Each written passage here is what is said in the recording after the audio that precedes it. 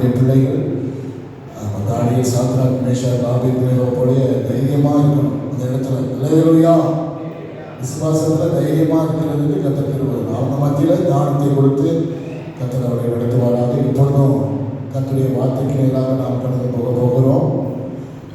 நம்முடைய மத்தியில் இன்றைக்கு பாஸ்டர் பார்த்திபன் அவர்கள் வந்திருக்கிறாங்க. கர்த்தருடைய வார்த்தையை நமக்கு கொண்டு வருவார்கள். எல்லாரும் மூன்று சொல்லுவோமா? அல்லேலூயா அல்லேலூயா அல்லேலூயா.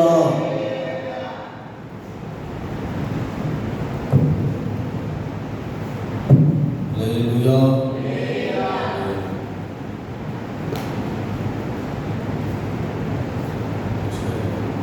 யுத்தங்களும் போயிட்டு இருக்கு.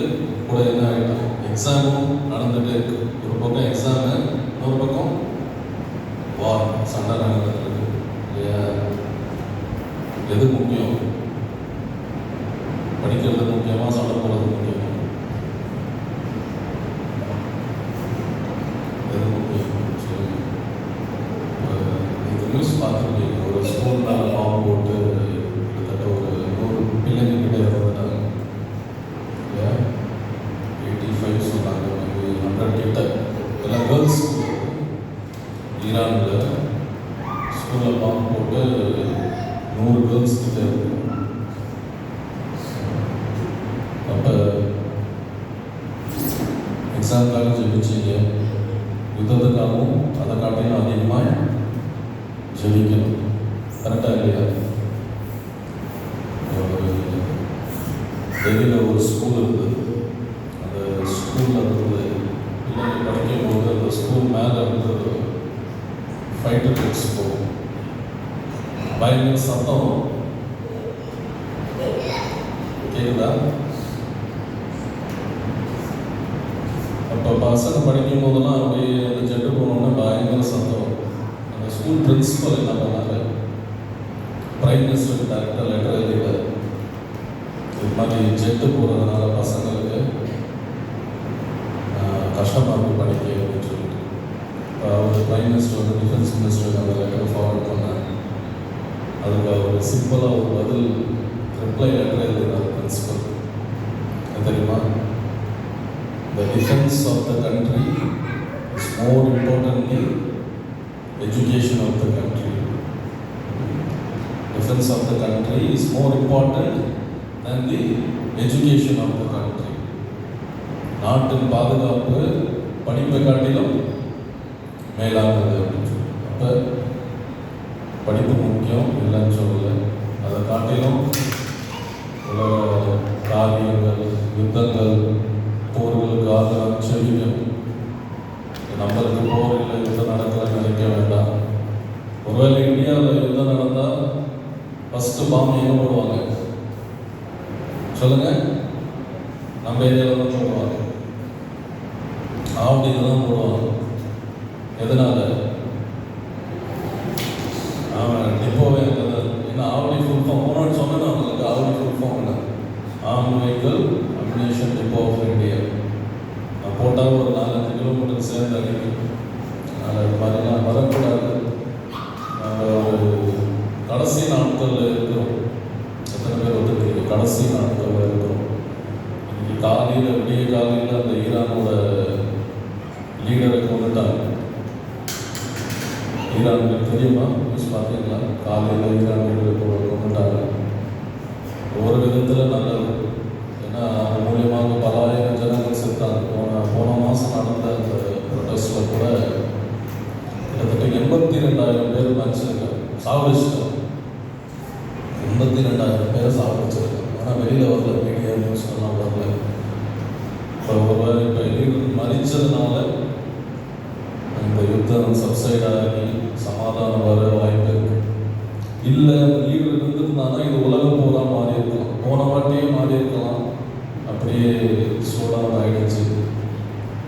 இப்போ இவங்க லீடர் இருந்திருந்தால் உலகம் பூரா மாறி இருக்கும். உலகம் பூரா மாறியிருந்தால் எல்லாருமே பாதிக்கப்படும். ஆனால் தேவன் ஒரு நல்ல காரியங்களை செய்தார். ஆக நம்ம இது எல்லா காலம் நாம் ஜெபிக்க வேண்டும். நாம் கடைசி நாட்களில் இருக்கிறோம். ஒரு உலக போரை நோக்கி கொண்டு தான் போயிருக்கு. இப்போ வேர்ல்டு வார் நடக்கலைன்னா சமீபமாக ரொம்ப சமீபிச்சிருக்கோம். கர்த்தரோட வருகைக்கு முன்பதாக யுத்தம் நடக்கும். கண்டிப்பாக அந்த காரியங்கள் நடக்கும். 3ஆம் உலகப் போரை நோக்கி கொண்டு தான் உலகம் போயிட்டு இருக்கு. பொதுவாக ஊழியக்காரங்கெல்லாம் சொல்கிறது தான், கர்த்தரோட வருகை சமீபம், உலகம் போர் வரப்போகுது அப்படின்னு சொல்லி. ரீசெண்டாக பார்க்கும்போது இலான் மஸ்க் இருக்கார் இல்லையா, உலகத்திலே பணக்காரரான இலான் மஸ்க், அவரு சொன்னார் உலக போர் கண்டிப்பாக வரும்னு சொல்லி. இவங்கெல்லாம் ப்ரெடிக்ஷன்ஸ் பண்ணலாம், சில காரியங்கள் ப்ரெடிக்ட் பண்ணுவாங்க. மோஸ்ட்லி நிஜமாக. நேற்று ஒரு வீடியோ பார்த்தேன்னா, நித்யானந்தா சுவாமி, எத்தனை பேர் நித்யானந்தா தெரியும்? இப்போ நித்யானந்த சாமி கிட்ட போய் குறி கேட்பாங்க. அவர் குறி சொல்லுவார், ஏதோ ஆவி வச்சு குறி சொல்கிறார், சொல்லாவே வச்சு. அப்போ இந்த பாலஸ்டைன் காசா விஷயத்தில் போய் ஒருத்தர் குறி கேட்டிருக்காங்க, இந்த மாதிரி காசாவில் எவ்வளோ பேர் சாப்பிட்றாங்களே, அப்போ இது முடிவு இல்லைன்னா அதுக்கு அந்த ஆள் சொன்னாங்க, இது நடக்க வேண்டிய காரியம் இப்போ தான் துளித்திருக்கு, இது 3 வருஷங்களுக்கு பின்பதாக இது உலக போராய் மாறும்னு சொல்லிட்டு அந்த ஆள் குறி சொல்கிறோம். அப்போ பாருங்க, உலகத்தாங்களும் சொல்கிறாங்க, சாமியாரும் பேய் கும்பிடுவோம்னு சொல்கிறாங்க, நானும் உலகமாக சொல்லிட்டு தான் இருக்கு. இப்போ ஊழியக்காரர் சொல்கிறது நம்புங்க, கர்த்தரோட வருகை சமீபம், இல்லைன்னா எல்லாருமே சொல்கிறது நம்புங்க. அப்படி இல்லாவிட்டால் நித்யானந்தா சொல்கிறதா நம்புங்க. நாம் கர்த்தரோட வருகை காரியப்படும். அப்போ இப்படி காரியங்கள் இப்படி இருக்க நாம் எப்படி இருக்க வேண்டும்? நாம் வாசிக்கலாம். 2 Peter 3rd chapter 12th verse.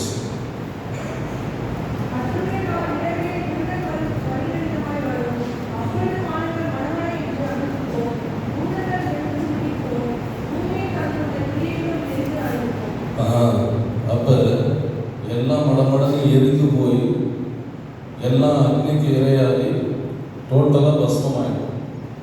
பேதுரு என்ன சொல்கிறாருன்னா, இப்போ இருக்கிற உலகம் எப்படி முதல் உலகம் தண்ணீர்னால் அழிக்கப்பட்டதோ நோவாவின் நாட்களில், இப்போ இருக்கிற உலகம், நாம் வாழ்ந்து கொண்டு இருக்கிற உலகம் அக்னியினால் சுட்டரிக்கப்படும், அக்னியினால் அழிக்கப்படும். அக்னினால்னா அந்த காலத்தில் அவர் எழுதி வச்சிருக்காரு. அந்த காலத்தில் நியூக்ளியர் பாம்புலாம் இல்லை. இப்போ சண்டை போட்டுட்டு பாம்பு போட்டாங்கன்னா என்ன ஆகும்? சுற்றி பற்றி எரியும்.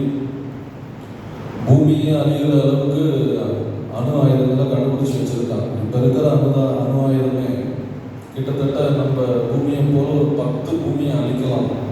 அந்த அளவுக்கு பாம்ஸ் ரெடியாக இருக்கு. இப்போ எல்லாம் பாம்பு போட்டாங்கன்னா என்ன ஆகும்? முழு பூமியும் பற்றி எரியும். அதுதான் பீட்டர் ப்ராஃபட்டிக்கலாக தீர்க்கதரிசனமாக சொல்கிறார். இப்போ இருக்கிற உலகம் தீயனா வெந்து அகன்று போகும். இப்படி இருக்க 14வது வசனம் 14 verse வாசிங்க. இவைகள் வரை காத்திருக்கிற நீங்கள்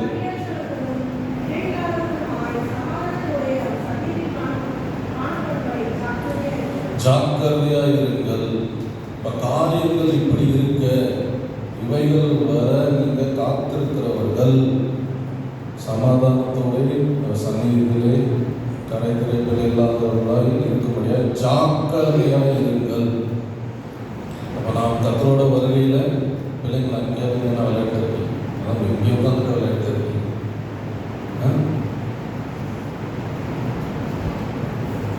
அப்போ நாம் ஜாக்கிரதையாக இருக்கணும். சமாதானத்தோடைய வருகையில் காணப்படும், கரை திரைப்பில் இல்லாதபடிக்கு சந்நிதியில் நாம் காணப்படும். நாம் ஜாக்கிரதையாக இருக்கணும். எக்ஸாம் எழுத போகிறீங்க, எப்படி இருக்கிறீங்க? ஏன்னா தொண்ணான்னு கேஷுவலாக கத்தாச்சிக்காக இருக்கிறீங்களா? இல்லை, எப்படி இருக்கிறீங்க? ஜாக்கிரதையாக இருக்குது, ஃபுல் கான்சன்ட்ரேஷன். அதே மாதிரி ஜாக்கிரதையாக இருங்க. கர்த்தரோட வருகையை நாம் ஜாக்கிரதையாக இருங்க. இப்போ நாம் சமாதானத்தோடு கரைத்தில் இல்லாமல் காணப்படணும். சரி, நாம் என்ன செய்ய வேண்டும்? அவர் சந்நிதியிலே நாம் கரைத்திரை இல்லாதவர்களாய் சமாதானத்தோடு காணப்பட நாம் என்ன செய்ய வேண்டும்? வாசிங்க 2 Peter 1st chapter 10th verse.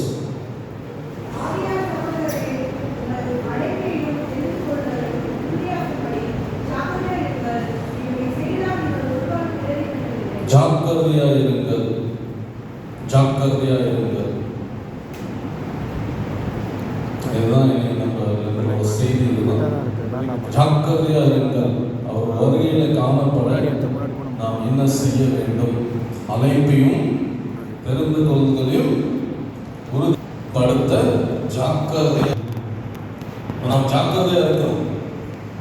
எதுக்காக? அந்த வருகையில காணப்பட, இப்படி சமாதானத்தோட காணப்பட ஜாக்கிரதையா இருக்க, சமாதானத்தோடையும் பரிசுத்தத்தோடையும் கிளை இல்லாமல் காணப்பட ஜாக்கிரதையா என்ன செய்ய வேண்டும் என்று அதே அதிகாரத்தில் ஃபர்ஸ்ட் சாப்டர்ல சென்ட் பீட்டர் சொல்றாரு, make your calling and election sure. அதாவது தெரிந்து கொள்ளி உறுதிப்படுத்த ஜாக்கிரதையா இருங்கள். அப்புறம் நம்ம எதுக்கு ஜாக்கிரதையா இருக்கணும்னா, அழைப்பையும் தெரிந்து கொள்ளையும் உறுதிப்படுத்த முடியாது. ஆமென். அல்லேலூயா. எல்லாம் எழுதுறீங்களா? எல்லாரும் டைரி இருக்குல்ல? நீங்கள் சண்டே ஸ்கூல் சிலபஸ் எழுதுறியா? நான் சொல்றது எழுதுறியா? இல்லை, வேற எதுவும். சரி, போன வாட்டி வந்து என்ன இருக்க சொல்லு சொல்லுங்க. போன வாட்டி வந்து என்ன இருக்கு?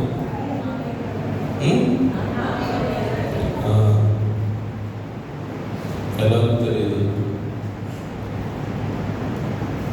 சரி, அப்ப நம்ம கர்த்தரோட கிரியைகளை மறந்தால் என்ன ஆகும்?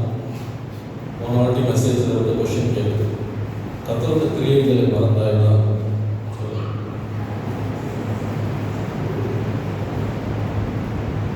சொல்லுங்க. கர்த்தரோட கிரியைகளை மறந்தா என்ன ஆகும்?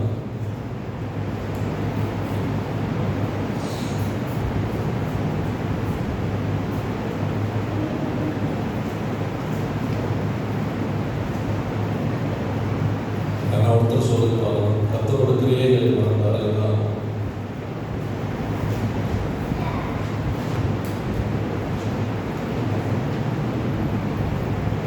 சரி, கர்த்தரோட இரக்கங்களை மறந்தா என்ன ஆகும்?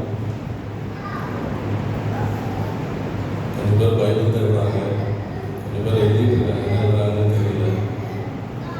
ஸ்கூலில் டீச்சர் கொஸ்டின் கேட்டால் எஸ்கேப் பண்ணுறது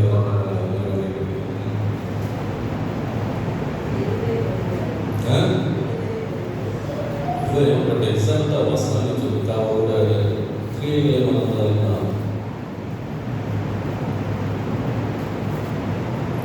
அப்ப நான் சொல்லித்தரதே உங்களுக்கு ஞாபகம் இல்லைன்னா எப்படி எக்ஸாம் எழுதுவீங்க? மெசேஜ் வந்து கேட்டு அது வழியா வாழும்படியாக தான் மெசேஜ் கொடுக்குறோம். இந்த காலம் வாங்கிட்டு அந்த காலம் விட்டுட்டு போகிறது கிடையாது. படிக்கிறீங்க வச்சுக்கோங்க, படித்ததெல்லாம் எழுதுறீங்க, நல்லது. மறந்துட்டா போய் எக்ஸாம்ல என்ன எழுதுவீங்க? உங்கள் கிளாஸ் இருக்கிற டீச்சர் தான் பாவம். அவர் கிரியைகளை மறந்தால் அவருக்காக நாம் காத்திருக்க முடியாது. அவருடைய இரக்கங்களை மறந்தால் அவருக்கு விரோதமாக நாம் கலகம் செய்வோம். இதை நான் பாட்டிக்கிட்ட சொல்லியிருந்தா கரெக்டாக சொல்லியிருக்கோம். நம்பிக்கை பாட்டிக்கிட்ட நான் கேள்விக்கிட்டா கண்டிப்பாக பதில் சொல்லியிருக்கோம். சரி, இன்னைக்கு 2000 ஒழுங்காக எழுதுங்க. நான் கேள்வி கேட்பேன், முடிஞ்சோடனே எழுதுன்னு வச்சு எல்லாரும் கேள்வி கேட்பேன். நோட்லாம் பார்த்துட்டு எழுதுறது மட்டும் தான் சொல்றீங்க. சரியா? சரி. அப்போ உங்க அழைப்பையும் தெரிந்து கொள்வதையும் உறுதிப்படுத்த ஜாக்கிரதையா இருக்குது.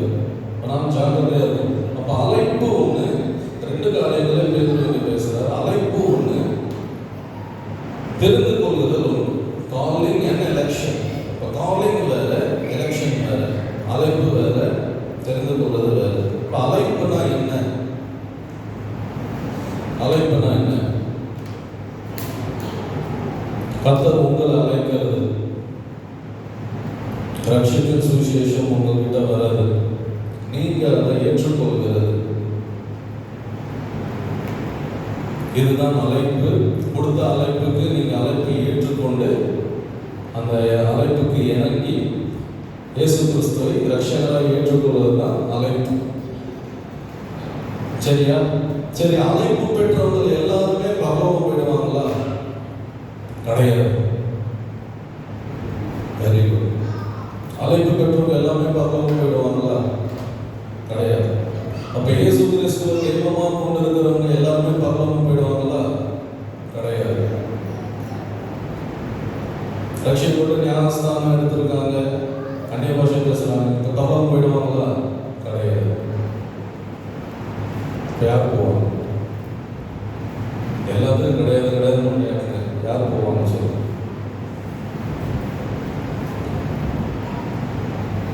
Matthew 22nd chapter 14th verse.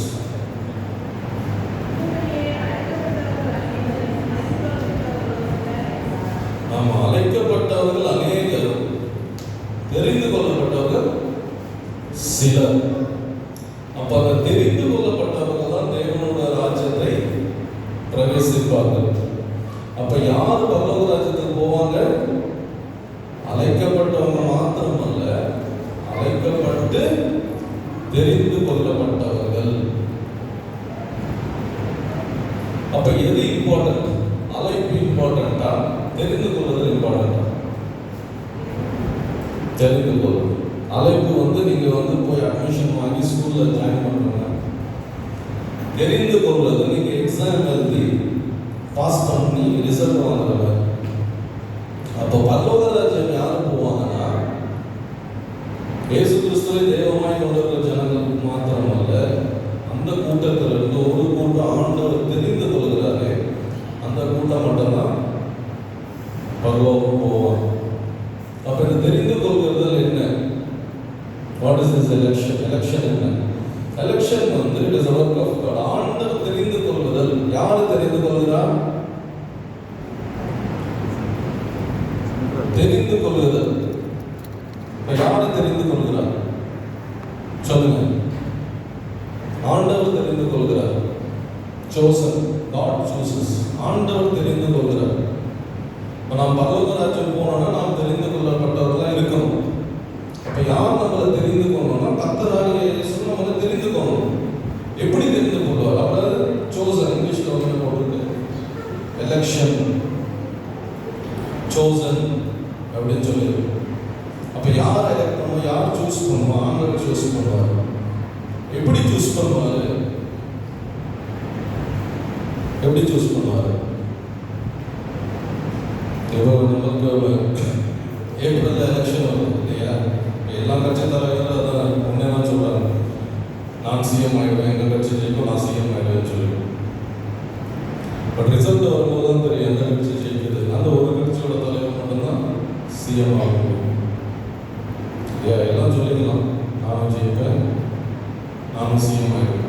அதே மாதிரி நானும் சர்ச்சையில் வரேன், நானும் சாமி கும்பிடுவேன், நானும் பரலோகம் போயிடுவேன் சொல்லிக்கலாம். ஆனால் ரிசல்ட் வரும்போது, அந்த எலெக்ஷன் கன்ஃபார்ம் ஆகும்போது தான் நாம் தெய்வராஜ்யத்துக்கு போவது உறுதியாக தெரியும். அப்போ ஆண்டவர் தெரிந்து கொள்ளப்பட்டவர்கள் அப்படின்னு நாம் வாசிச்சோம். அப்போ தெரிந்து கொள்ளப்பட்டவர்களை ஆண்டவர் தெரிந்து கொள்கிறாரு. எப்படி தெரிந்து கொள்கிறாருன்னா, அவரோட ஜீவியத்தை பொறுத்து. இதெல்லாம் ரொம்ப இம்பார்ட்டன்ட், நீங்க தெரிஞ்சுக்கணும்.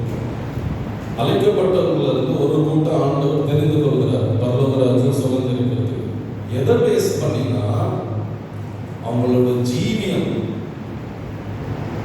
அவங்களோட மறுரூபமாக்கப்பட்ட ஜீவியம், அவங்க வாழ்க்கையில இருக்கிற ஆவிக்குரிய கனிகள், சுபாவங்கள், இதை பேஸ் பண்ணி தான் கர்த்தர் ஒரு நபரை தெரிந்து கொள்கிறார்.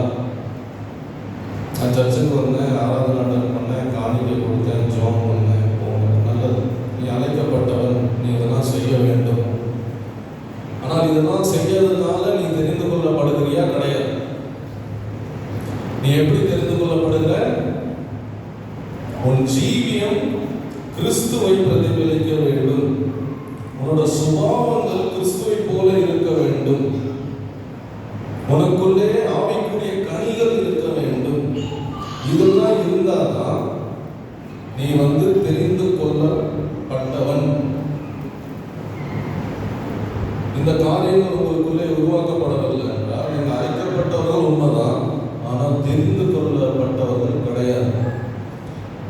வசனம் என்ன சொல்றது?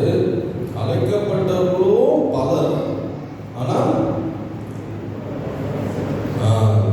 தெரிந்து கொள்வது சிலர். அப்ப நாமும் அந்த சிலர்ல நம்ம காணப்படணும். அதான் இன்னைக்கு மெசேஜோட நோக்கம். அந்த சிலர்ல நாம் காணப்படும். இப்ப ரெண்டும் ஒரே மாதிரி தான் ஆரம்பிக்கும். பாருங்க, அழைக்கப்பட்டவர்கள் எல்லாரும் ஒன்றாதான் வருவாங்க. வந்தவுடனே நாட்கள் போக போக அவங்க வாழ்க்கையில் அவங்க பல காரியங்கள் கடந்து வரும்போது, துன்பங்கள், துயரங்கள், போராட்டங்களை கடந்து வரும்போது அவங்களோட விசுவாசம் என்னவாகும்? நான் வந்து தெரிந்து கொள்வர்களை பற்றி பேசுகிறேன். போராட்டங்கள், பிரச்சனைகள் உங்கள் கிறிஸ்தவ வாழ்க்கையில் வரும்போது அவங்க விசுவாசம் என்னன்னா உண்மையாக இருப்பாங்க.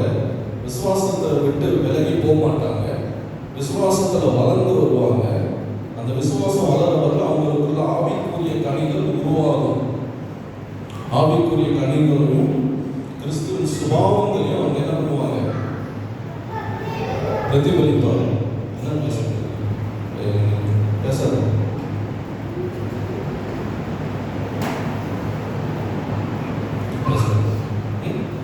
அப்ப இந்த சுபாவங்களை, இந்த கனிகளை பிரதிபலிப்பாங்க. இன்னொரு கூட்டம் இருக்கும். என்ன அப்படின்னா, ஆரம்பிப்பாங்க, வாழ்க்கையில் கடந்து போகும்போது இதே மாதிரி பிரச்சனைகள், போராட்டங்கள் வரும்போது அவங்களுக்குள்ள எந்த விதமான வளர்ச்சி இருக்காது. அவங்க ஒப்பு கொடுக்க வேண்டிய விதத்தில் ஒப்பு கொடுத்துருக்க மாட்டாங்க.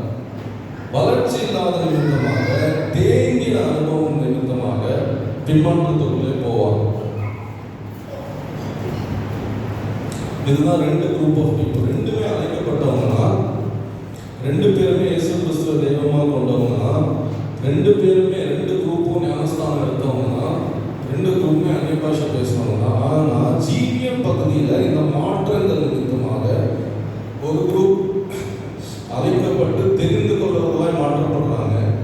இன்னொரு குரூப்பு அழைக்கப்பட்டு அழைப்பில் அவங்க வந்து ஃபெயில் ஆகல, அழைப்பை விட்டு அவங்க போல. அவங்களுக்கு தெய்வம் யாருன்னு கேட்டீங்கன்னா இயேசு கிறிஸ்து தான். ஆனால் வளர்ந்து அவங்க தெரிந்து கொள்ற அந்த பகுதிக்கு போய் சேராம, அந்த கேரக்டர் வைஸ், அந்த கணிதல் வைஸ், அந்த மெச்சூரிட்டியும் அந்த பிரதிபலிப்பும் அவங்க வாழ்க்கையில் இல்லாத நிமித்தமாக தெரிந்து கொள்வர்களுடைய அந்த பட்டியலில் அவங்க சேர்க்கப்பட மாட்டேன்றாங்க. அந்த காலை வேளையில் நாம் எப்படி தெரிந்து கொள்ளப்பட்டவர்களாய் இருக்க வேண்டும், அதை பற்றி தான் நான் பேச விரும்புகிறேன். நீங்கள் 10வது வசனம் வாசிங்க. அதே அதிகாரத்தில்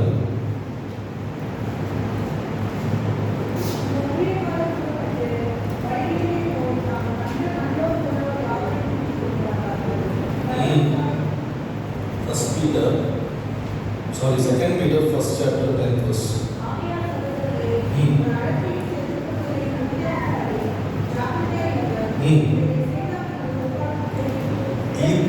இதை செய்தால் நீங்கள் ஒரு காலமும் இடறி போக மாட்டீர்கள்.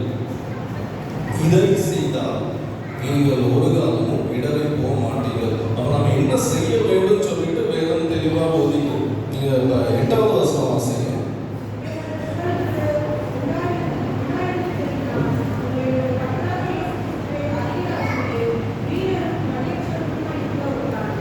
இது உங்களுக்கு உண்டாகி இருந்தால், 10th வசனம் வாசிக்கிறோம்.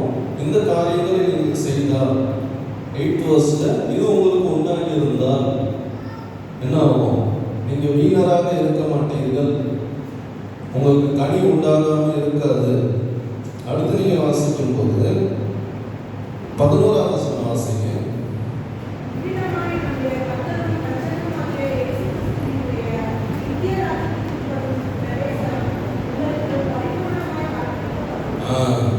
அப்ப 11வது வசனத்துல பரலோகராஜ்யம் போறதுக்கு என்ன டிக்கெட் வாங்கணும்னு தெளிவா சொல்றாரு பீட்டர்.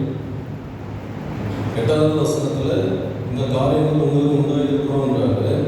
10வது வசனத்துல இவைகள் நீங்கள் செய்தான்னு சொல்றாரு.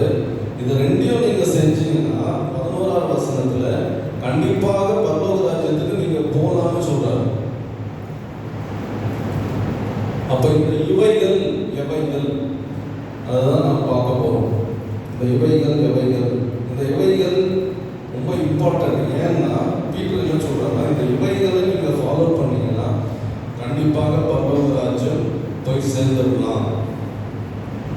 கண்டிப்பாக தெரிந்து கொள்ள பட்டியலில் நம்மளும் பிரவேசிக்கலாம், பரலோக ராஜ்யம் போய் சேர்ந்துடலாம். அப்போ இவைகள் என்னது? நான் வாசிக்கும் போது 5வது வசனத்திலிருந்து வாசிக்கிறேன்.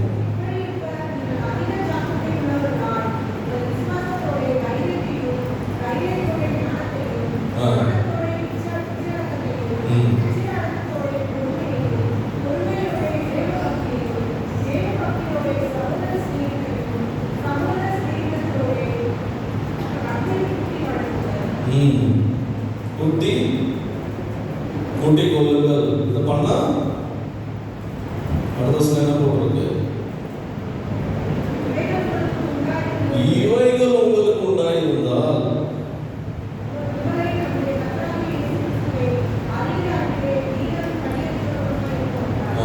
இவைகள் உங்களுக்கு உண்டாகியிருந்தால் நீங்க கண்கள் இல்லாமல் இருக்க மாட்டீங்க. அப்படியே வாசிக்கும் போது 11வது வசனத்தில் என்ன வாசிக்கிறோம்? நீங்க பரலோக ராஜ்யத்துக்குள்ளே போகும்படியாக உங்களுக்காக கதவுகள் திறக்கப்படும். அப்ப இந்த இவைகள் தான் நம்மளுக்கு தேவை.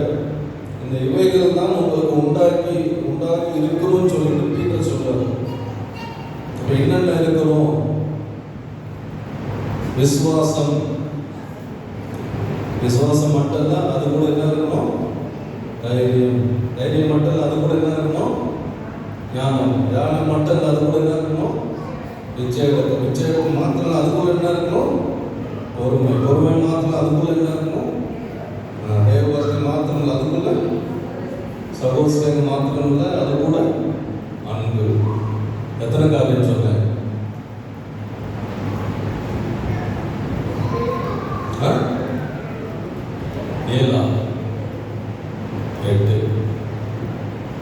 7 சொல்றீங்க, சரியா இல்லையோ? பொதுவாக எதுனாலும் பூர்ணமாக 7 சொல்லுவாங்க. 7 படிகள், 7 மெத்தட், 7 ப்ராசஸ், 7 ஸ்டெப்ஸ். 8 பல சபையில் போதிக்கிறாங்க, லட்சியத்துக்கு 7 படிகள் அப்படின்னு சொல்லி. அது அவங்க போதிக்கிறது வசனம் தெளிவாக சொல்லுது. இந்த 8 காரியங்கள் நம்மளுக்குள்ளே இருந்தால் நாம தைரியமா பரலோக ராஜ்யம் பிரவேசிக்கலாம். இந்த 8 காரியங்கள் நமக்குள்ளே இருந்தால் நமக்குள்ளே நிச்சயமாக கனிகள் உண்டாயிருக்கும். 8 காரியங்கள் இருக்கும். அதாவது ஃபர்ஸ்ட் ஸ்டாண்டர்ட்ல இருந்து 8th ஸ்டாண்டர்ட் வரைக்கும் வச்சுக்கோங்களேன். ஃபர்ஸ்ட் ஸ்டாண்டர்டும் பாஸ் ஆகணும், அப்புறம் அதுக்கு நெக்ஸ்ட் செகண்ட் ஸ்டாண்டர்ட் போகணும், அதுவும் பாஸ் ஆகணும், செகண்ட் ஸ்டாண்டர்ட் போட்டு 3rd ஸ்டாண்டர்ட் பாஸ் ஆகணும். இந்த மாதிரி 8 ஸ்டாண்டர்டும் பாஸ் ஆகிருக்கும். எதனா ஒரு ஸ்டாண்டர்டில் ஃபெயில் ஆனால் கூட மொத்தமாக ஃபெயில். அதே மாதிரி 6th ஸ்டாண்டர்டில் ஃபெயில் ஆகிட்டு 8th ஸ்டாண்டர்டில் பாஸ், அந்த கதை செல்லாது. 7th வரைக்கும் பாஸ் ஆகிட்ட 8 ஆகும்னா அவுட்டு, மொத்தமாக பாஸ் ஆகி 8th பாஸ் ஆகும். அப்போ நம்ம ஆரம்பிக்கிறது விசுவாசத்தில் ஆரம்பிக்கும். அப்போ விசுவாசத்தை வச்சுட்டு அது கூட கூட்டுங்கள்லாம் போயிட்டு சொல்றாரு. கூட்டுங்கள், அது கூட சேர்த்துக்கொள்ளுங்கள், தைரியத்தை சேர்த்துக்கொள்ளுங்கள் அப்படின்ற. விசுவாசத்தை பெற்றுக்கொண்டு விசுவாசத்தை விடாமல் விசுவாசத்தை கூட தைரியத்தை சேர்க்கணும். அதே மாதிரி தான் 8 காரியங்களும் ஒன்று விடாமல் ஒன்று கூட சேர்த்துட்டே வரும். ஃபர்ஸ்ட் ஸ்டாண்டர்டில் ஏபிசிடி லெட்டர்ஸ்லாம் படிக்கிறோம் வச்சுக்கோங்க. 8th ஸ்டாண்டர்ட் வரும். 8th ஸ்டாண்டர்டில் என்ன படிப்போம்? ஃபிக்ஷன் படிப்போம். கரெக்டாக 8th ஸ்டாண்டர்ட் வந்தவுடனே ஃபர்ஸ்ட் ஸ்டாண்டர்டில் படித்த லெட்டர்ஸ், ஆல்ஃபபெட்ஸ்லாம் மறந்துடுவோம், போயம்ஸ்லாம். இல்லை, அதெல்லாம் படித்ததுனால தான் 8th ஸ்டாண்டர்டில் ஃபிக்ஷனும் நான் டீட்டெயிலும் இங்கிலீஷ் வொக்காபுலரியும் கிராமரும் படிக்க முடியும். கரெக்டாக? அதனால் ஒன்றுக்குள்ள ஒன்று கூட்டணும், குறைக்காம ஒன்றுக்குள்ள ஒன்று கூட்டிகிட்டே வரும். எல்லாவற்றையும் நிறைவேற்றி முடித்தோம்னா நம்ம வாழ்க்கையில் கனிகள் இருக்கும். அண்ட் பரலோக ராஜ்யம் போகிறது கன்ஃபார்ம். எப்படி சொல்கிறோம்? இதை பண்ணால் நீங்கள் கன்ஃபார்மாக பரலோக ராஜ்யம் போயிடணும். நான் சொல்லலை, வசனம் சொல்லுது. இதை நீங்கள் செஞ்சீங்கன்னா, இந்த 8 காரியத்தையும் நீங்கள் செஞ்சீங்கன்னா கண்டிப்பாக பரலோக ராஜ்யத்துக்குள்ளே பிரவேசிக்கலாம். அவர் மீட்டிங்கில் ஊழியர்கள் எல்லாம் நல்லா பாட்டு பாடினாங்க. ஒரே சந்தோஷம். சொல்கிறார், நீ எல்லாம் பக்கம் என்ன ஏதுன்னு தெரியல. நான் அப்படி சொல்ல, நிச்சயமாக வசனத்தை வச்சு சொல்லுவேன். வசனம் தான் உறுதிப்படுத்துது. எதுவுமே வசனம் கூட எதுவுமே மொத்த வசனமாக எடுத்து நம்ம அதை குறித்து தொங்கிட்டு இருக்கக்கூடாது. இன்னைக்கு கிறிஸ்தவத்திலேயே எக்கச்சக்க டினாமினேஷன் இல்லையா, பெண்டெகோஸ்டல்லே எக்கச்சக்க டிவிஷன்ஸ். அதில் எதுனா ஒரு வசனம் பிடிச்சிட்டு அந்த ஒரு வசனத்தை பிடிச்சி அதே தொங்கிட்டு இருப்பாங்க. அதுல கருத்து வேறுபாடு. வசனம் கூட என்னன்னா ஒண்ணுக்கு ஒன்று உறுதிப்படுத்தும். ஒண்ணுக்கு ஒன்று இரண்டு சாட்சிகளாலே காரியம் என்ன பண்ணும், உறுதிப்படுத்தப்படும். அப்ப பீட்டர் இங்க சொல்ற காரியம் தான், இதே காரியம் தான் ரோமன்ஸ் 5th சாப்டர்ல பவுலும் சொல்றாரு. ரோமன்ஸ் 5th சாப்டர் வாசிக்கும் போது பவுலும் இதே காரியம் தான் சொல்றாரு. அது நீங்க வீட்டில் போய் வாசிச்சுட்டு வாங்க, டைம் இல்லை. பட் இதே காரியத்தை தான் பவுலும் சொல்றாரு. இங்க பீட்டர் சொல்றாரு, அங்க பவுலும் சொல்றாரு. ரெண்டு அப்போஸ்தலர்கள் மூலமாக கர்த்தர் உறுதிப்படுத்துறார், ஒரே ஆவியானவர் தான். இங்க பீட்டர் நம்ம வாழ்க்கையில நடக்கிற அவுட்வர்டு காரியங்கள், நம்மளோட பிஹேவியரை குறித்து பேசுறார், நம்மளோட நடைமுறை வாழ்க்கையில் வருது. பவுல் வந்து அவரோட உள்ளான ஒரு விசுவாசியின் உள்ளான ஜீவியத்தில் நடக்கிற மாற்றங்களை குறித்து ரோமன்ஸ் 5th சாப்டர்ல பேசுறாரு. அதை நீங்கள் வீட்டில் போய் வாசிச்சுக்கோங்க. இன்னைக்கு தியானத்துக்கு நம்ம இந்த 8 காரியங்களை ஷார்ட்டாக பார்த்து முடிச்சிடணும். ஒன்று 8 காரியங்கள் ஒரு காரியம் எடுத்தாலே ஒரு நாள் ஃபுல்லாக பேசலாம், நமக்கு டைம் இல்லை. ஷார்ட்டாக இந்த 8 காரியங்களை பார்த்து நான் பிரசங்கத்தை முடிக்கிறேன். ஸோ ஃபர்ஸ்ட் விசுவாசம். விசுவாசம் நாம் அழைக்கப்படும் போது இந்த காரியத்தை தான் நம்ம என்ன பண்ணுறோம், நம்ம பிரயாசப்படுத்துகிறோம். இந்த காரியத்தை நிமித்தமாக தான் இயேசு கிறிஸ்துவை நாம் ஏற்றுக்கொள்கிறோம். வாசிங்க எபிசியன்ஸ் 2:8.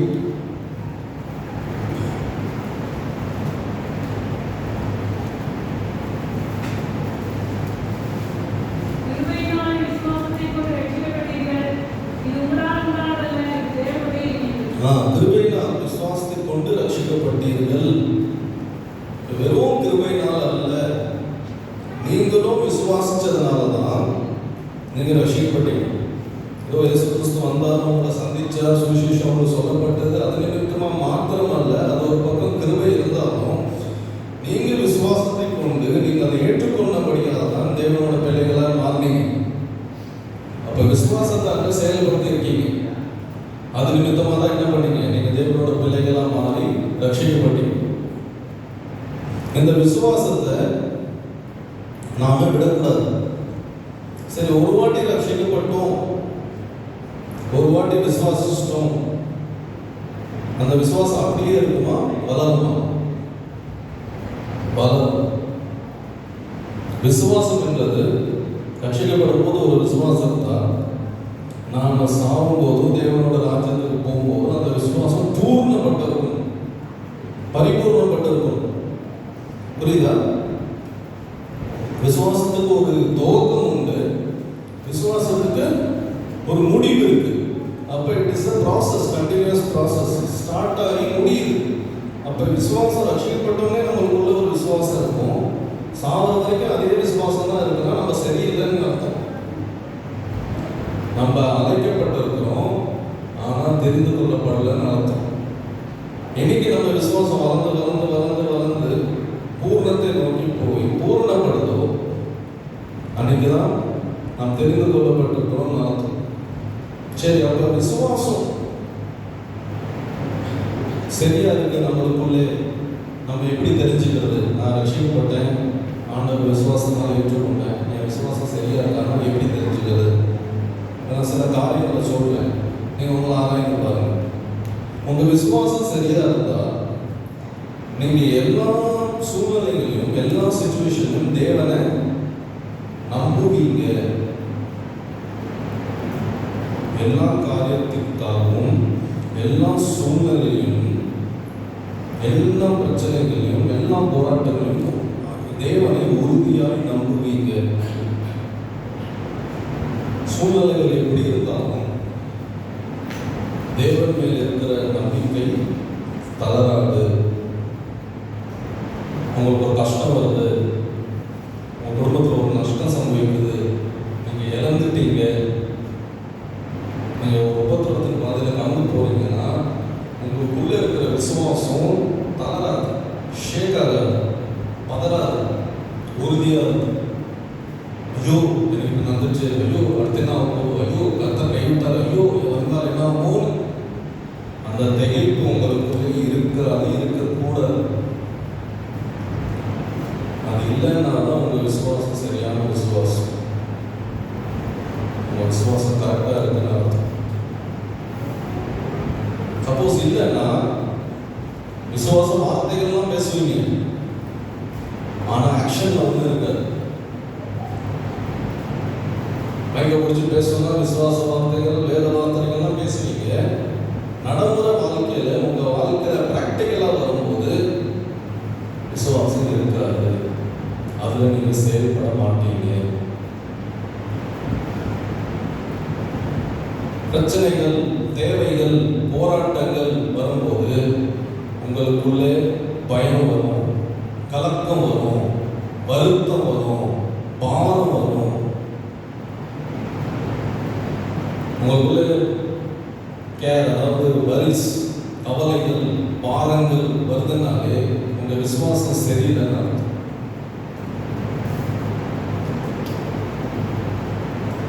சரியான விசுவாசம் இருக்கிறவங்களுக்கு கலக்கமும் பாரமும் வேதனையும் அந்த ஸ்ட்ரெஸ்ஸும் அந்த வரிஸும் கவலைகள் வராது. நமக்குள்ளே கவலைகள் பாரங்கள் இருக்குன்னா நம்ம சூழ்நிலைகள் எப்படிப்பட்ட சூழ்நிலையாக இருக்கும், கவலைகள் பாரங்கள் நம்மளுக்குள்ளே கிரியை செய்யலாம். நாம் புரிந்து கொள்ள வேண்டும், நம்ம விசுவாசம் சரியில்லை.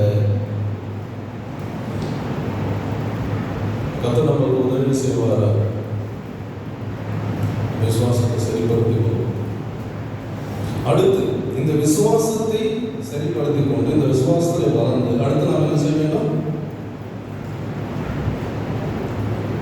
அதோட என்ன கூட்டணும்? தைரியம் கூட்டணும். ஆக்சுவலி தைரியம் கிடையாது, என்ன அதெல்லாம் வர்ச்சு, இங்கிலீஷ்ல வர்ச்சுன்னு போட்டுருக்கு. தைரியம் என்பது தமிழ் டிரான்ஸ்லேஷன், பட் ஆக்சுவலி கிரீக்லையும் இங்கிலீஷ்லையும் அது தைரியம் கிடையாது.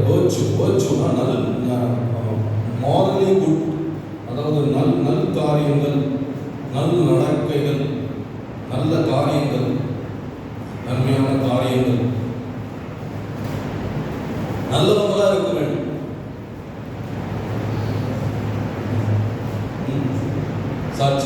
சாட்சியாய் நல்லவங்களாய், morally we should be good, நல்லவங்களாய். தைரியம் கிடையாது. மேபி அந்த அவங்க என்ன மீனிங்ல சொல்றாங்கன்னு தெரியல. தைரியம்ன்றது நல்லது செய்யறதை தைரியமா செய்யுங்க, நன்மை செய்யறது தைரியமா இருங்க, ஒரு அப்படி சொல்ல வரும். அப்ப மாரலி குட், நல்லவங்களா இருக்கணும், விசுவாசத்தை கூடணும். அப்ப என்ன செய்யணும்? இப்ப நல்லவங்களா இருக்கணும்னா நல்ல காரியங்களை தெரிந்து கொள்ளணும். எப்பவுமே எல்லா சூழ்நிலையுமே எல்லா காரியங்களுமே நல்லதை மாத்திரம் தெரிந்து கொள்ளணும். தப்பு செய்ய வாய்ப்பு கிடைச்சாலும், தப்பு செய்யறதுனால உங்களுக்கு லாபமும் ஆதாயம் இருந்தாலும் அதை நீங்க என்ன பண்ணணும்? செய்யாமல் நல்லதை மாத்திரம் செய்யணும். அப்ப இந்த வச்சு இந்த தைரியம் இருக்கிறவங்க எப்படி இருப்பாங்கன்னா, பாவமாக இருக்கிற அந்த ஹேபிட்ஸ், அதாவது பழக்க வழக்கங்கள் கிட்ட இருந்து திரும்பிடுவான். They will turn from sinful habits. அதாவது பாவத்துக்கு இடம் கொடுக்க மாட்டாங்க,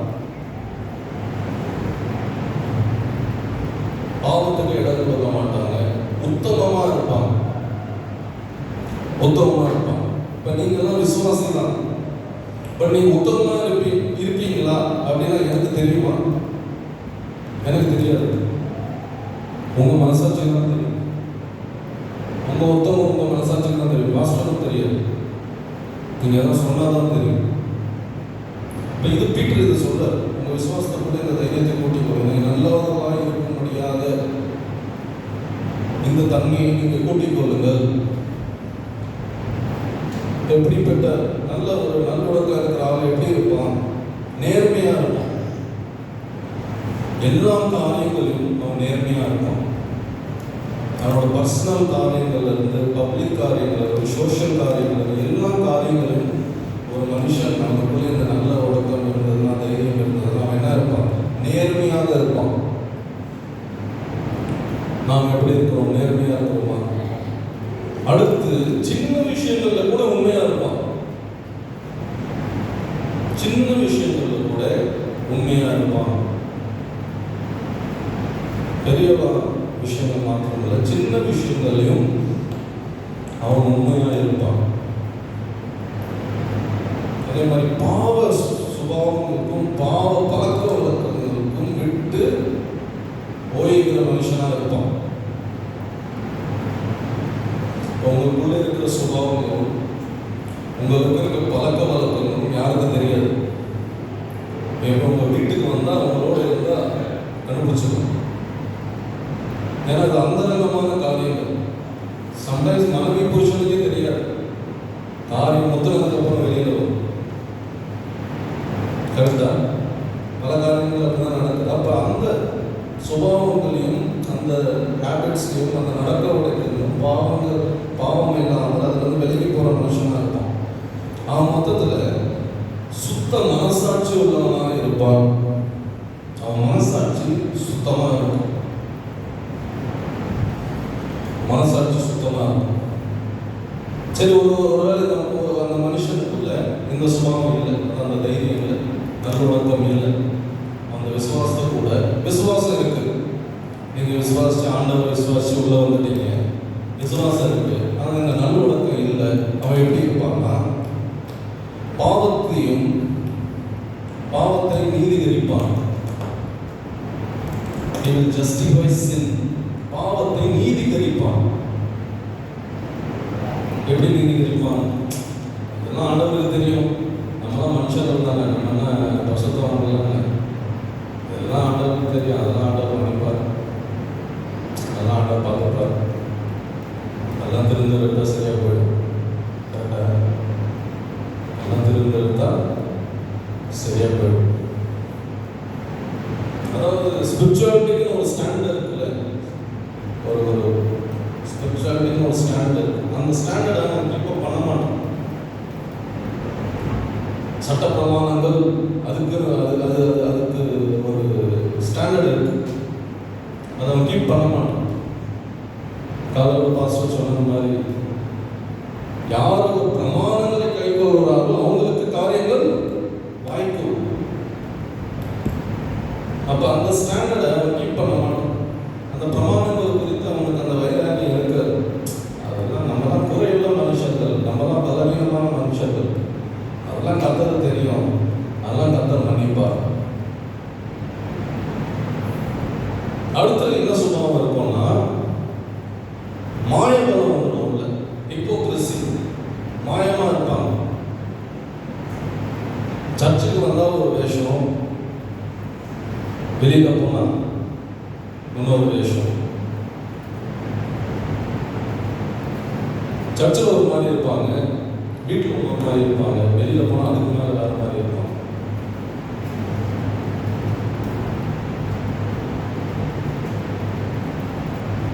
அவங்களுக்கு டபுள் லைஃப் வந்துடும். பல முகங்கள் சொல்லுவோம் இல்லையா, இங்கே வந்தால் ஒரு முகம், அந்த முகம், ஒரு முகம், ரெண்டு முகம், பல முகங்கள் அவங்களுக்குள்ளே வந்துடும்.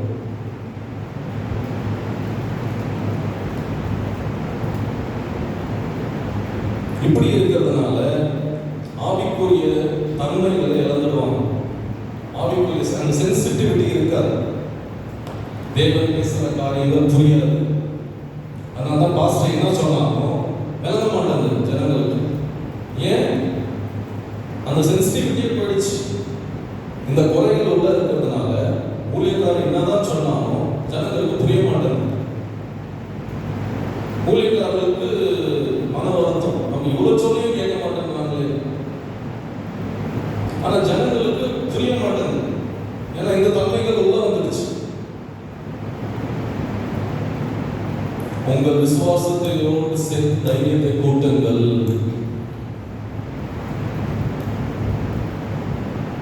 இதை நீங்க பண்ணீங்கன்னா செகண்ட் ஸ்டாண்டர்ட் பாஸ்.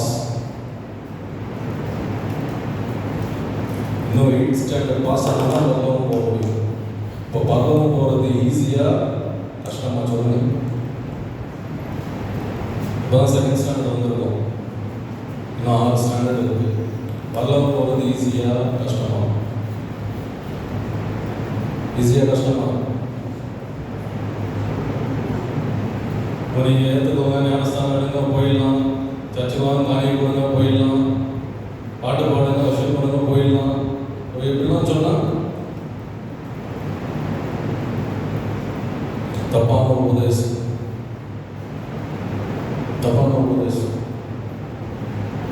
அதனால தான் சத்துரு தந்திரமா என்ன பண்ணா, கலந்த உபதேசத்தை உள்ள கொண்டு வரும். உண்மையான உபதேசம் கடினமானது.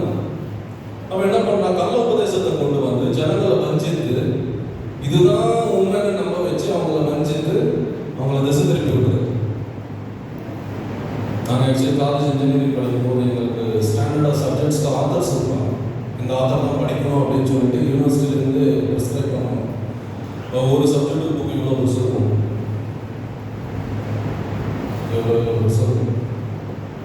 ஸ்கூலில் படிக்கிற எல்லா புக்ஸும் சேர்த்தா எவ்வளோ திக்னஸ், அவ்வளோ திக்னஸ் வரும். பசங்க படிப்பாங்களா? படிக்க மாட்டாங்க. என்ன தெரியுமா பண்ணுவாங்க, ஒரு லோக்கல் ஆத்தர் வாங்கிப்பாங்க. அது எவ்வளோ தான் இருக்கும், இது எவ்வளோ பெருசு, ஸ்டாண்டர்ட் ஆத்தர் எவ்வளோ பெருசு இருக்கும், லோக்கல் ஆத்தர் கொண்டு வரும். அவங்க மொத்தம் படிக்கணும், நானும் படிக்கிறேன்னு சொல்லிட்டு லோக்கல் ஆத்தர் படிச்சுட்டு வருவோம். எக்ஸாம் அது போகும்போது தான் தெரியும்,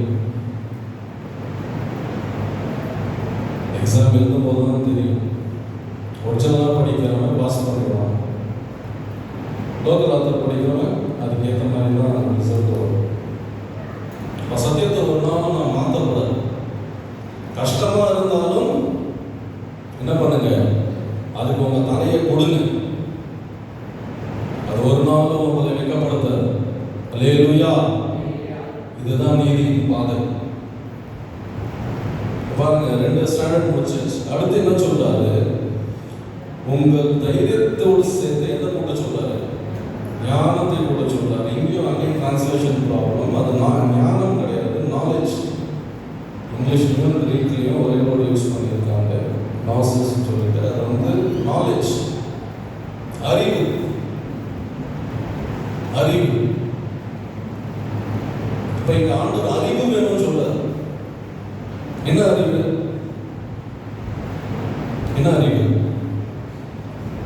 அவரை அறிகிற அறிவு. அவரை அறிகிற அறிவு. பைபிள் அறிவு கிடையாது, அவரை அறிகிற அறிவு. வாசிங்க Gospel of John 17th chapter 3rd verse.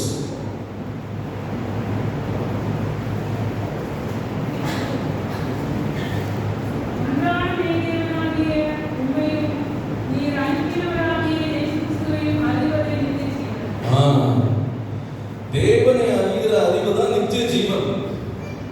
அந்த அறிவை தான் இங்க சொல்றார். வெறும் ஹெட் நாலேஜ் கிடையாது, மண்டல இருக்கு இல்லையா அறிவு, அந்த அறிவு கிடையாது. நம்ம இப்போ ஸ்கூல்லலாம் படிக்கிறோம் பாருங்க, இதெல்லாம் மண்டல இருக்கிற அறிவு, மண்டல இருக்கிற அறிவு இதெல்லாம். அந்த அறிவு சொல்லுது. கர்த்தராக இயேசுவை அறிகிற அறிவு, நோயிங் ஹிம், அறிகிற அறிவு, மகப்பட்ட அறிவு கிடையாது. எக்ஸ்பீரியன்ஸ்ல கொண்டு வர அறிவு. இந்த அறிவு நமக்குள்ள இருக்கணும். இப்ப 2 வித்தியாசத்தை பாருங்க. இது பைபிள் அறிவும் கிடையாது. நான் சாம் 91 மெமரைஸ் பண்ண சொல்லிட்டு ஒரு நாள் மெமரைஸ் பண்ணிட்டேன்.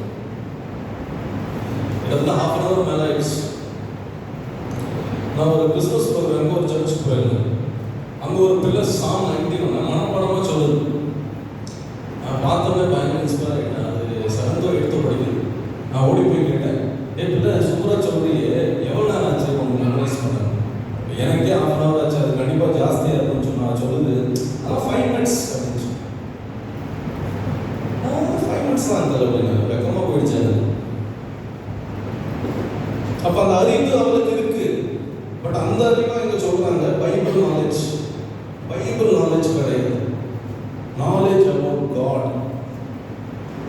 இப்போ அதை சொன்ன 50 வருஷம் 100 வசனங்கள் கூட படப்பட்டுன்னு சொல்லுவோம். அந்த அறிவை பேதுரு இங்க சொல்லலை.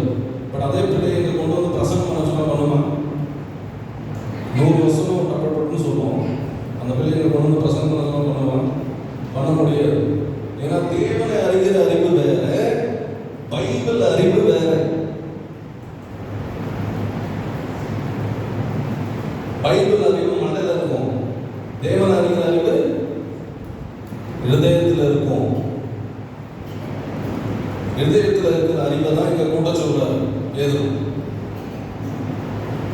இந்த அறிவு நம்மளுக்குள்ளே இருந்தா நம்ம கள்ள உபதேசங்களுக்கு துருபதேசங்களுக்கு தப்பிச்சுக்கலாம். இல்லைன்னா இந்த அறிவு இல்லைன்னா மாட்டி போவேன். கள்ள உபதேசத்துக்கும் துருபதேசத்துக்கும் இரையாயிடும், மாட்டிப்போம். அதனாலதான் இந்த அறிவு அவ்வளவு இம்பார்ட்டண்டா இருக்கிறதுனால அதே அதிகாரத்தில் பேர் சொல்ல பாருங்க. 2வது வசனம் வாசிங்க.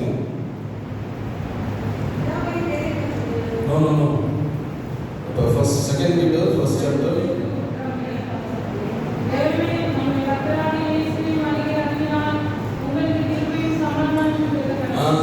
உங்களுக்கு கிருபையும் உங்களுக்கு சமாதானமும் எப்ப பெறுமா? தேவனை அறிகிற அறிவு உங்களுக்குள்ளே வளரும் போது உங்களுக்கு கிருபையும் சமாதானமும் பெருகும். அப்ப உங்க வாழ்க்கையில கிருபை வளரல, சமாதானம் வளரலன்னா நீங்க அறிவுல வளரல, தேவனை அறிகிற அறிவுல நீங்க வளரல. Very simple. அவரை குறித்து உங்களுக்கு அறிவு கிடையாது. அதனால உங்க ஜீவிதத்தில் சமாதானமும் இல்லை, கிருபையும் இல்லை. எப்போ கிடைக்கணும்? வயசானவனே கிடைக்கும்னா கிடையாது, வயசாகாத வரும்னா கிடையாது. சின்ன பிள்ளைங்க, வாலிப பிள்ளைங்க கூட தேவனை முகமுகமாக தரிசிக்கிற பிள்ளைங்க இருக்கா. இப்போ நாமும் பிரயாசப்படணும், தேவனை அறிகிறதுக்கு நாம் பிரயாசப்படணும்.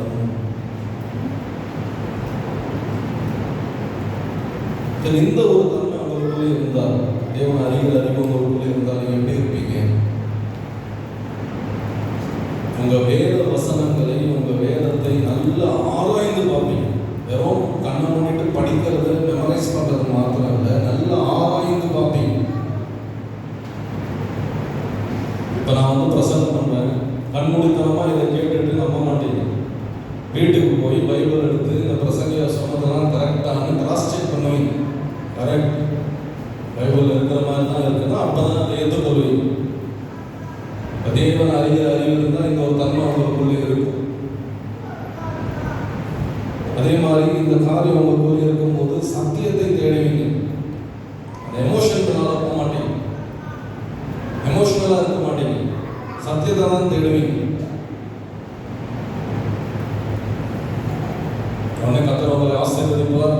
இந்த வருஷம் நீங்க பயங்கர ஆசீர்வாதமா இருப்பீங்க, 1000 மடங்கு ஆசீர்வாதமா இருப்பீங்க. இத்தனை வருஷம் இருக்கிறத காட்டி இந்த வருஷம் அப்படியே துளிர்த்து வரப்போறீங்க அப்படின்னு சொன்னா போதும், ஒரு பக்கம் 1000 பேர் போய் நிற்பாங்க. வருது வருது வருது ஆசீர்வாதம் வருது வருது, வாங்கிக்கலாம் வாங்கிக்கலாம் வாங்கிக்கலாம் சொல்லி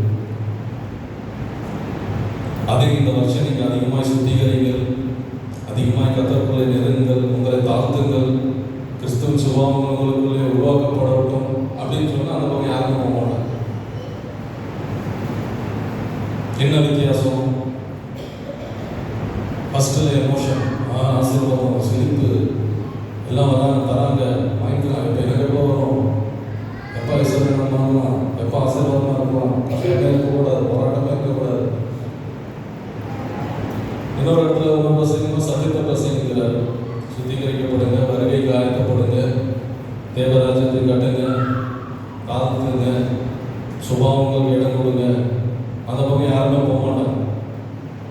உங்களுக்குள்ளே தேவனை அறிகிற அறிவு இருந்தா நீங்க ஃபர்ஸ்ட் சொன்ன பாரு, அந்த பிரசங்கத்துக்கு மயங்க மாட்டீங்க, விலவும் மாட்டீங்க. 2வது பிரசங்கம் உங்களை கடிந்து உருவாக்குது பார்த்தீங்களா, அதுக்கு தான் உங்க தலையை கொடுப்பீங்க, அதுக்கு தான் உங்களை கொடுப்பீங்க. நமக்குள்ள இந்த தன்மையில் இருக்கா நான் பார்க்கணும். 3வது, இப்படி இருக்கிற ஆளு தொடர்ந்து வளர்ந்து கொண்டே இருப்பான். அந்த அறிவிலே தேங்கினவனா இருக்காமல் வளர்ந்து கொண்டே இருப்பான், வளர்ந்து கொண்டே வளர்ந்து கொண்டே இருப்பான். சில பேர் சாட்சி சொல்லுங்க, 1947 வந்து திரும்பி சொல்லிருக்கோம். சரியா? இப்போ இந்த போன வாரம் நான் சொல்லுவேன், 1947 நான் ரட்சிக்கப்பட்டேன். அதோட அந்த அறிவு நின்றுடுச்சு, வளரல. அதுக்கப்புறம் போன வாரம் என்னாச்சு, போன மாசம் என்னாச்சு, தேவன் அறிகிற அந்த அறிவு நம்மளுக்குள்ளே நாம் தொடர்ந்து வளர்ந்து கொண்டே போயிட்டு இருக்கோம். ஸ்டாக்னண்டாக தேங்கினவர்கள் போல இருக்க மாட்டோம். தேவனை அறிகிற அறிவு நம்மளுக்குள்ளே இருந்தால் அந்த மனுஷனுக்குள்ள ஒரு தெளிவு இருக்கும். தெளிவு இருக்கும், கன்ஃபியூஷன் இருக்காது, ஒரு தெளிவு இருக்கும். எந்த காரியம் எப்படிப்பட்ட போராட்டம் பிரச்சனைகள் சூழ்நிலைகள் இருந்தாலும் அவங்க மைண்டு தெளிவாக இருக்கும். அவங்க கஷ்டத்தின் பாதையில் கடந்து போனாலும் அவங்க எடுக்கிற டிசிஷன்ஸ், அவங்க எடுக்கிற தீர்மானங்கள் எல்லாம் தெளிவாக இருக்கும். எந்த மாற்றங்கள் அதுக்குள்ளே இருக்காது. ஒருவேளை அந்த அறிவில் நாம் வளரலைன்னா நம்ம என்ன தெரியுமா பண்ணுவோம்? எங்கே நல்ல பாட்டு பாடுறாங்க, எங்கே நல்லா வர்ஷிப் பண்ணுறாங்க, எங்கே நல்லா இருக்கு, எங்கே கூட்டம் வருது, இதெல்லாம் இது தேடி தான் போயிட்டு இருக்கு.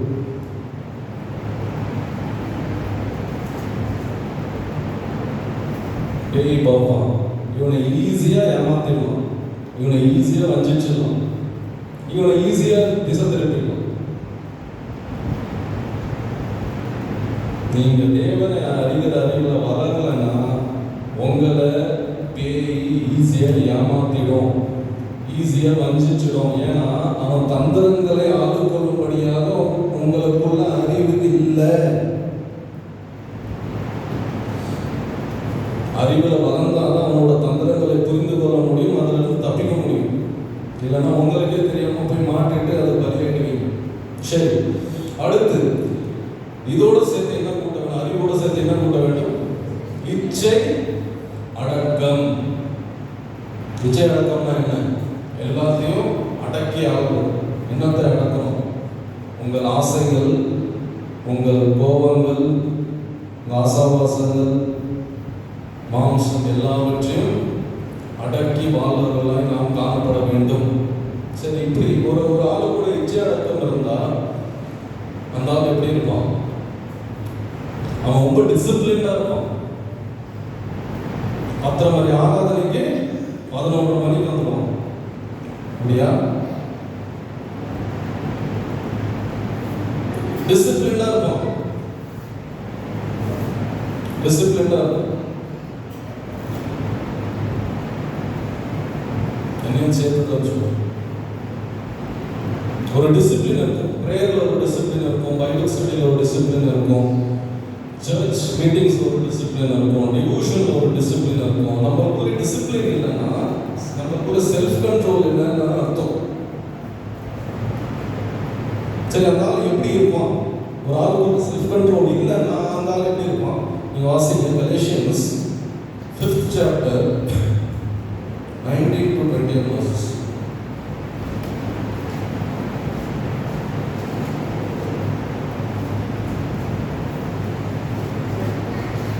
Galatians 5th chapter 19 to 21. ஒரு இச்சை அடக்கம் இல்லாவிட்டால் நாம் எப்படி இருப்போம்?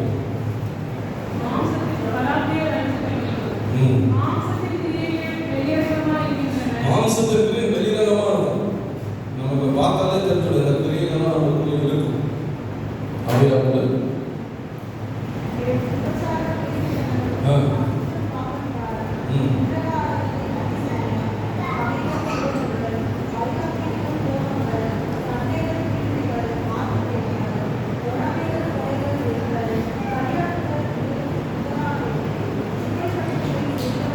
பார்த்தீங்களா?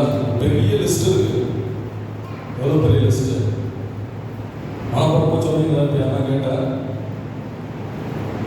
கேட்டேன், எவ்வளோ ஐட்டம் படிச்சாங்க? எத்தனை ஐட்டம் இருக்கு? 17 காரியம்.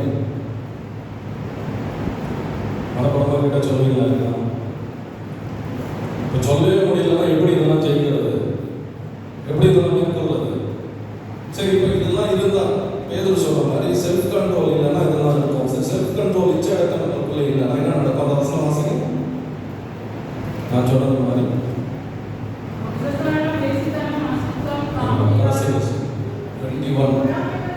21